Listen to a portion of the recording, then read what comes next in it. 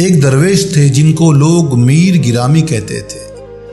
کسی درویش کو یہ آرزو، یہ تمنا ہوئی کہ ان کی زیارت کو آئے۔ ان کا بہت چرچا تھا کہ وہ ہمیشہ اللہ کی عبادت میں، اس کے ذکر میں مشغول رہتے ہیں، اور وہ درویش ان سے ملنے کی تمنا کرنے لگے۔ اور وہ درویش بھی بہت بڑے صاحب کرامت تھے کہ وہ جو خواب دیکھتے وہ سچا خواب ہوتا، یعنی ان کا خواب کبھی جھوٹا ہوتا ہی نہیں۔ ایسے با کرامت بزرگ تھے وہ بھی۔ تو انہوں نے میر گرامی سے ملنے کے لیے ایک سفر شروع کیا، اور بہت لمبا سفر طے کرنے کے بعد ایک جگہ آپ ٹھہرے۔ آپ وہاں آرام کرنے کے لیے جب رکے اس منزل پر، تو آپ سو گئے۔ جب آپ سو گئے تو آپ نے خواب میں دیکھا کہ میر گرامی جو تھے ان کا انتقال ہو گیا ہے۔ اب وہ جو ہمیشہ خواب دیکھتے تھے اور ان کا خواب سچا ہی ہوتا تھا، تو انہوں نے سوچا کہ میں نے اتنا لمبا سفر کر لیا ہے، لیکن اب میں کیا کروں؟ ان سے ملاقات کرنے کی خواہش رکھ کے آیا تھا، لیکن ان کا تو انتقال ہو گیا ہے۔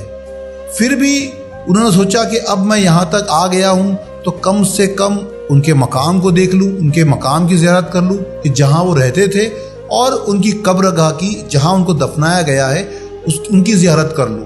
تو وہ پھر میر گرامی جو بزرگ تھے ان کے گاؤں پہنچے، اور وہاں لوگوں سے پوچھنا شروع کیا کہ میر گرامی کی قبر کہاں ہے، میر گرامی کی قبر۔ تو لوگوں نے کہا کہ تم میر گرامی کی قبر کیوں پوچھتے ہو جبکہ وہ تو زندہ ہے؟ اب وہ شخص جو تھے وہ سوچنے لگے کہ یار میرا خواب ہمیشہ سچا ہوتا ہے، میں جو خواب دیکھتا ہوں اس کی تعبیر سچ ہوتی ہے، تو یہ کیسے ہو سکتا ہے کہ میں نے خواب میں دیکھا کہ میر گرامی جو تھے ان کا انتقال ہو گیا ہے اور لوگ کہہ رہے ہیں کہ زندہ ہے۔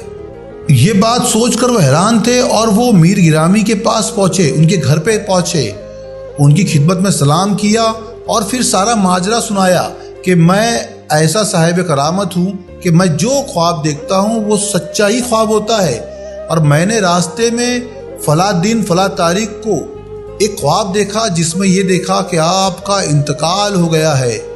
تو میر گرامی کہتے ہیں کہ تمہارا خواب سچا تھا، کیونکہ میں مسلسل یاد حق میں مشغول رہتا ہوں، ہمیشہ اس کے ذکر میں مشغول رہتا ہوں، لیکن اس رات کو اس کے غیر میں مشغول ہو گیا، میں دنیا کی طرف راغب ہو گیا، اور میں اللہ کی یاد سے دور ہو گیا۔ تو اللہ نے پوری دنیا میں ندا کرا دی، سب جگہ پہ یہ اعلان کرا دیا ہے کہ میر گرامی مر گیا، کیونکہ وہ اللہ کے ذکر سے غافل ہو گیا۔ تو مریدوں کو چاہیے کہ وہ ہمیشہ رب کے ذکر میں مشغول رہے، کیونکہ جتنے بھی مومن ہیں ان کے دلوں کو اللہ کے ذکر سے اطمینان حاصل ہوتا ہے اور کسی شے سے حاصل نہیں ہوتا۔